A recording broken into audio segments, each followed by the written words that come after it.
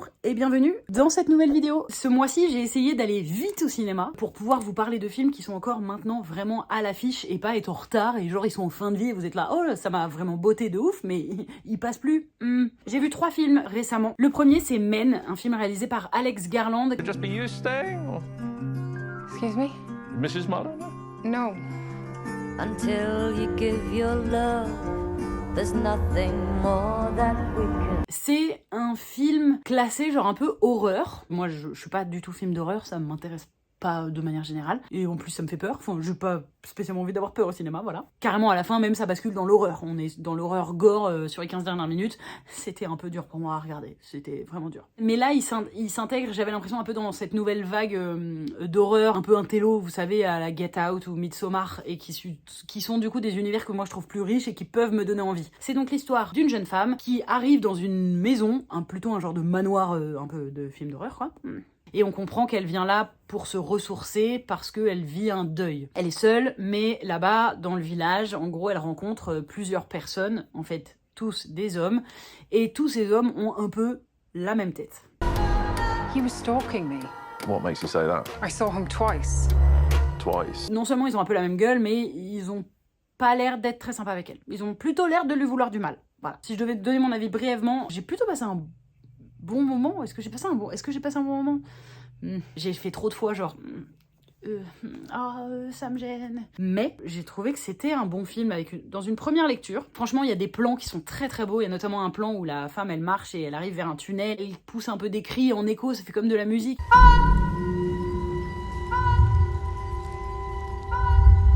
Franchement, des plans que j'ai trouvé assez jolis, assez bien faits. Les acteurs sont bons, mais effectivement, le problème peut-être de ce film, c'est que il s'agit donc de raconter que c'est une femme qui arrive dans un endroit où tous les hommes lui veulent du mal. Est-ce que c'est de la dénonciation de... c'est difficile d'être une femme dans un milieu patriarcal où on subit beaucoup de choses et beaucoup de violences de la part des hommes? Est-ce que c'est ça que ce réalisateur voulait dénoncer? Je sais pas bien. Mais vu ce qui se passe à la fin du film, je vous dirai pas exactement quoi, on comprend que c'est presque sa faute à elle si les hommes sont comme ils sont et surtout si les hommes engendrent les autres hommes tels qu'ils sont. Et ce qui peut questionner, c'est-à-dire qu'on pourrait se dire spontanément, voilà, il voulait dénoncer les violences masculines. Oui, mais pas forcément. Il y a une chose qui symboliquement est questionnable. Quand elle arrive dans la maison qu'elle a louée, il y a genre un jardin avec un pommier, subtil comme tout. Elle mange une pomme qui était par terre comme ça, et genre le loueur, il lui dit... Apple from the garden? Yeah, it was delicious. No. Mustn't do that. Forbidden fruit. Oh, God, sorry, I'm joking. Et en fait, il rigole pas du tout, puisqu'elle va se faire punir. Oh, mais en fait, c'est ça. Puisqu'on n'est pas juste sur une relecture de la Bible, genre. Tu sens que c'est un film qui veut passer un gros message. En plus, parmi les hommes qu'elle rencontre, t'as vraiment la figure du policier, du prêtre, du mari. Il y a un truc aussi qui m'a fait bizarre. Peut-être une fainéantise de scénario, parce que là, pour le coup, j'ai pas d'explication, je vois pas l'intérêt, mais nous, on voit que les hommes qu'elle rencontre, ils ont le même visage. Et elle dit rien, genre. Je comprends pas, du coup, elle les voit pas, ou alors, c'est ça aussi.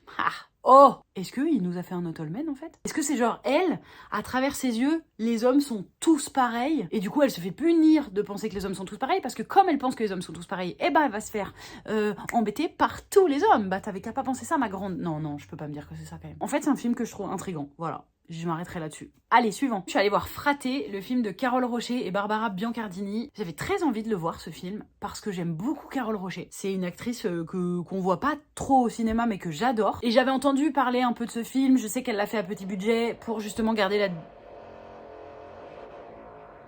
Il y a des travaux à côté de chez moi. Donc, j'avais entendu parler un peu de ce film. Je sais qu'elle l'a fait à plutôt petit budget et que c'est une volonté pour pouvoir rester décisionnaire sur son film. Enfin, en gros, c'est une personne que je trouve grave inspirante. Dedans, il y a Thomas N'Gijol et Samir Ghesmi. J'étais assez curieuse de les voir eux deux jouer, ça m'intéressait plutôt. Le problème, c'est que j'ai vraiment pas aimé. Et je pourrais pas tellement vous dire que j'ai quand même trouvé ça divertissant et tout, j'ai vraiment pas aimé. Ça raconte l'histoire d'un homme, joué par Thomas N'Gijol, qui habite en Corse. Non, qui habite pas en Corse mais qui a toute sa famille en Corse, enfin qui a grandi en Corse et qui revient sur ses terres natales pour enterrer son père. Et au moment de la lecture du testament ou de l'enterrement, il se découvre un frère caché. Ce frère est joué donc par Samir Ghesmi.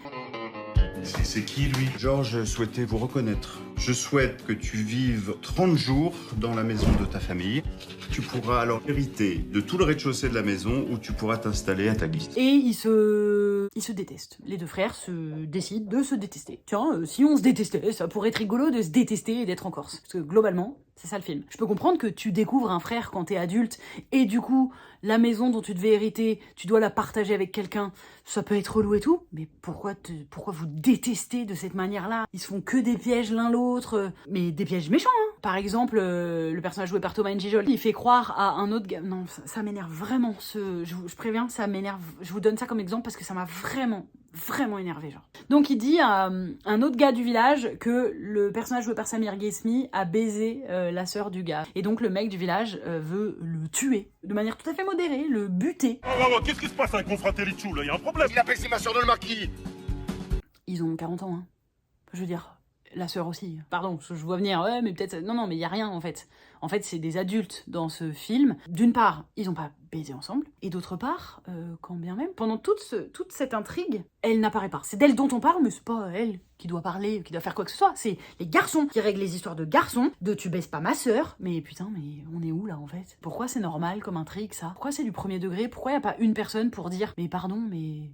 ça te regarde pas en fait. Et ben non, tout le village est d'accord. Quand il arrive au bar, tout le village lui fait la gueule parce qu'il aurait baisé la sœur d'un mec. Non mais quoi? En fait, il y a deux options. Soit, pourquoi on écrit encore ce genre d'intrigue en 2022? C'est pas possible. Soit, deuxième option, ça se passe vraiment comme ça là-bas et pardon, mais changer en fait. Je me suis vraiment fort posé la question. Est-ce que si j'étais corse, ou que je connaissais bien la Corse en tout cas, parce que le fait est que je connais pas du tout, j'aurais apprécié le film? Et ben j'en sais rien, puisque je le suis pas. Si toutefois il y a des gens corses ou qui connaissent très bien la Corse, qui ont vu le film, dites-moi quel est votre avis. Pourquoi je dis ça? C'est que j'avais un peu l'impression d'un enchaînement de clichés. Or, je sais que ce n'est pas le cas, parce que je pense que s'ils ont fait ce film, c'est parce que ça leur tenait à cœur. Peut-être que Carole Rocher, elle est corse. A priori, oui, le film a été tourné dans le village de ses grands-parents. Donc, je me doute que ça doit pas être si cliché. Mais alors du coup, moi, s'il y a bien une chose que je me suis dit pendant le film, et après le film, c'est... j'ai pas du tout envie d'aller en Corse. J'ai pas du tout envie de rencontrer ces gens en fait. Peut-être ça se fait archi pas ce que je dis et en aucun cas je veux dire j'aime pas tous les Corses et tout. Enfin c'est pas du tout ça, mais ce film tout à fait spécifiquement, je les ai trouvés un peu horribles en fait. Je vais dire quand même des petites choses positives. Le jeu de comédien il est vraiment bon. Samir Ghesmi, Thomas Njijol il joue bien. Quand je dis le jeu de comédien est assez bon, c'est normal, hein, c'est parce qu'il y a à peu près que des hommes. Non, il y a une tante qui porte un peu la voix de la famille, mais elle pardon, mais je pense que c'est une actrice amatrice. Je pense qu'ils ont plutôt pris une vraie nana de là-bas qu'une comédienne parce que là, pour le coup, le jeu, c'est très compliqué. Et moi, ça ne me convient pas non plus que, justement, les femmes soient représentées par juste une matriarche. Sandinita! Non mais oh! Tu arrêtes tes conneries, oui! Le monde n'est pas matriarcal quand c'est une femme qui commande en plus. Elle commande rien du tout, qui parle un peu plus fort que les hommes de sa tribu et que en fait tous les hommes du village. C'est pas parce qu'on écoute une femme qu'on est féministe. Et en fait tous les problèmes que j'ai dans le film, je suis en balance sur est-ce que c'est le scénar qui est pas bien fait ou est-ce que c'est comme ça là-bas. Et dans ce cas, waouh, pardon, mais il faudrait un petit regard critique. Enfin, ça peut pas juste être une lettre d'amour alors que tout ce qu'on soulève, c'est des trucs qui sont pas bien. Je vous disais que c'était un film très très masculin. Entre les moments où ils sont au bar entre couilles, parce que les femmes probablement elles font les courses ou elles font à manger. Il y a beaucoup de scènes où ils jouent au foot. Comment vous dire que là c'était trop pour moi. Ah non, c'était pas le pire. Bah non, parce qu'ils vont aussi à la chasse. Voilà, donc en gros le cœur de leurs activités c'est des activités non mixtes, entre hommes.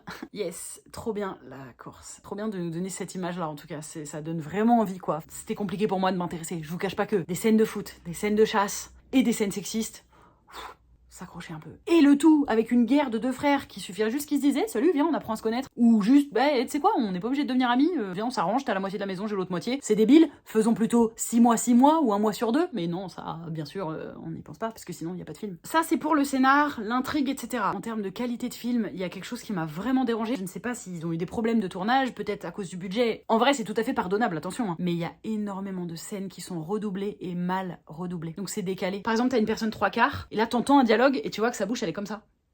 Ou parfois tu la vois bouger la bouche, et t'entends autre chose. C'est un peu chiant pour un film qui sort au cinéma, ça m'a un peu saoulé. Ça m'embête vraiment beaucoup en fait ce film parce que vraiment je suis restée à la porte complète quoi. Je le trouve pas réussi, je comprends pas ce qu'il nous raconte. C'est pour ça que je suis hyper intéressée et j'espère que j'aurai des personnes qui connaissent bien la Corse ou des personnes corses qui l'auront vu. Ça fait beaucoup de critères, mais parce qu'en plus c'est vraiment un film assez petit quand même, qui sort dans pas beaucoup de salles. En tout cas, si vous êtes corse, bah allez le voir pour le coup, je pense que c'est intéressant. Et pardon, mon but c'est pas d'être insultante en disant les Corses sont terrifiants, c'est pour moi les Corses dans ce film là. Et ça ne suffit pas du tout les quelques scènes où on voit on est une grande famille, on se connaît tous et on veut préserver notre village. Ça me suffit pas du tout. Quand tout le reste de ce que tu nous montres, c'est qu'en fait t'es une grande famille, sauf quand elle couche avec ta sœur. Là c'est fusil et j'ai envie de te dézinguer le derche. Bof, moi c'est pas trop ma notion de la famille quoi.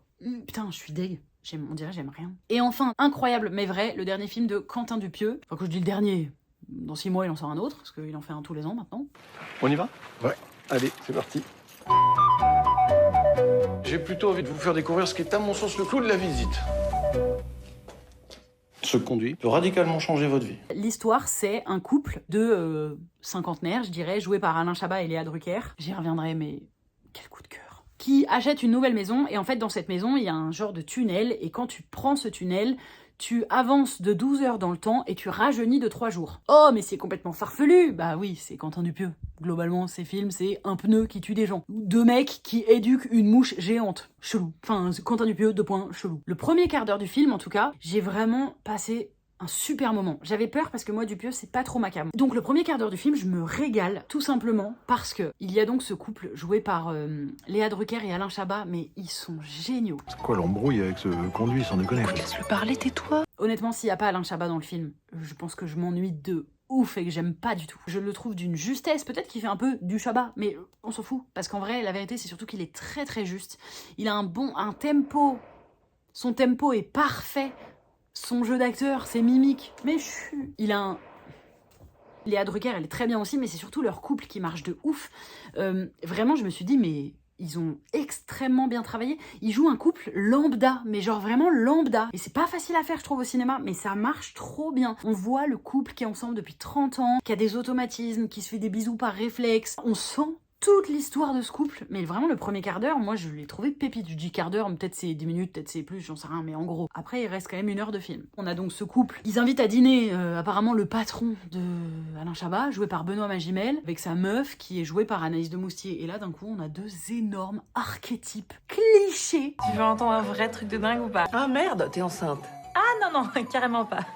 Ah putain, parle pas de malheur. Bah là, j'ai pas compris. Je me suis dit, qu'est-ce qui s'est passé à l'écriture? Comment tu peux nous dessiner 2 personnages aussi fins et subtils et les mettre face à 2 personnages grotesques? Benoît Magimel, donc, qui joue un patron gros beauf, qui dit ta gueule à sa femme, t'es qu'une cruche, qui lui parle archi mal, et qui a un objectif dans la vie, c'est d'avoir la meilleure des bites. Petit spoiler, il se fait d'ailleurs donc greffer une bite électronique. Et sa femme, c'est une cruche vendeuse de lingerie, jouée par Anaïs de Moustier. Anaïs de Moustier, je l'aime plutôt bien, moi, mais c'est quand même un peu mais l'archétype de la petite bourgeoise parisienne, qui joue d'ailleurs très souvent ce style de rôle, un peu, tu sais, un peu ingénue, mais pleine de vie, et je l'adore quand elle fait ça. Et là, elle vient et elle joue une cruche de province. Ça ne marche pas. Mais qu'est-ce que c'est mauvais. Bon, la pauvre, elle a très peu de dialogue, elle est vraiment pas servie par le texte, voilà. Mais en plus de ça, ça marche pas. Quand elle le fait, elle a un rictus, on dirait même elle y croit pas. Il y avait tellement d'actrices. T'étais pas obligé, t'as un quatuor de stars hyper bankable. T'étais pas obligé d'aller chercher Anaïs de Moustier parce que c'est la fille qu'il faut faire jouer dans tous les films aujourd'hui. Attention,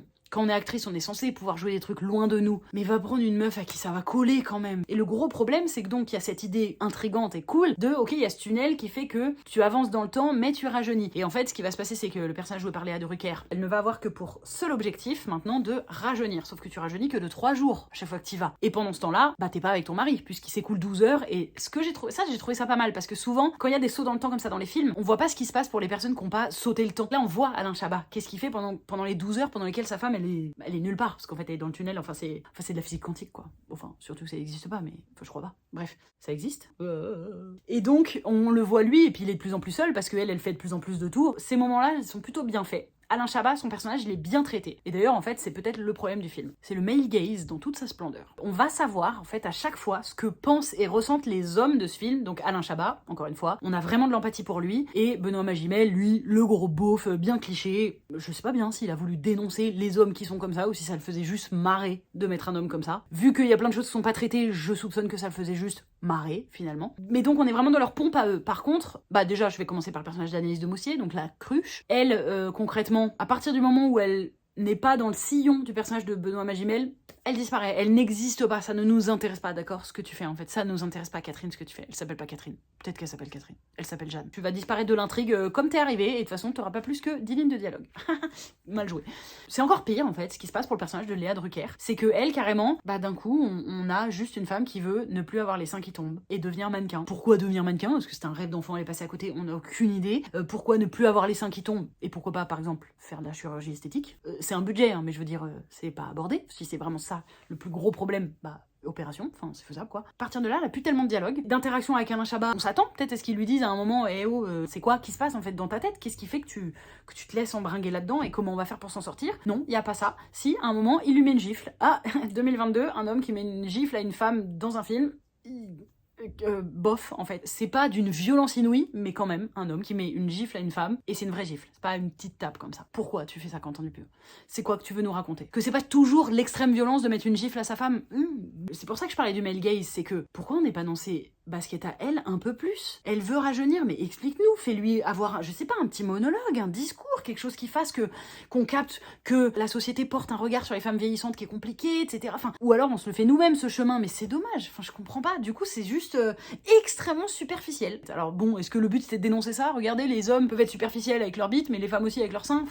Et puis comme il n'y a pas grand chose à raconter finalement dans le film, parce qu'il sait pas comment il va s'en sortir avec cette histoire de tunnel, bah à la fin il nous fait un... C'est pas un spoiler, parce que c'est de la forme. À la fin il fait un espèce de clip où il y a des petits sauts dans le temps, sur de la musique, il y a pas du tout de dialogue, on voit juste comment un peu les personnages évoluent, enfin sauf celui d'Anaïs de Moussier, parce qu'il n'y a pas de raison que ça nous intéresse. Jeanne, on te l'a déjà dit, tu nous intéresses pas en fait. Voilà, donc bah ça dure 1h15, donc ça va, on s'ennuie pas trop, ça reste un peu divertissant, mais bon sang, j'ai trouvé ça feignant. À la fin c'est ce qu'on se disait, on se disait vraiment c'est un scénario... Pour le coup, il a écrit en 5 minutes. On dirait une bonne impro. Si j'avais vu ça dans un spectacle, je me serais dit, pouah, les gars, les meufs, lourd. Un couple qui arrive dans une maison, il y a un truc magique. Et là, ils invitent un peu leurs potes, grave cliché, parce qu'en impro, on fait souvent ce genre de personnage. Mais une impro, ça se construit au fil du truc, et donc toutes les imperfections, on pardonne parce que c'est de l'impro, et puis parce que 10 minutes après, on en fait une nouvelle, tu vois. Et surtout, ça fait 10 minutes, ça fait pas 1h15. Donc pas convaincu, hein, par cette fournée de 3 films. Si je devais vous en conseiller un, je pense que ce serait quand même Men. Ouais. Comme d'hab, mettez votre avis en commentaire sur les films si vous avez vu. À bientôt, bisous, salut, allez, bye.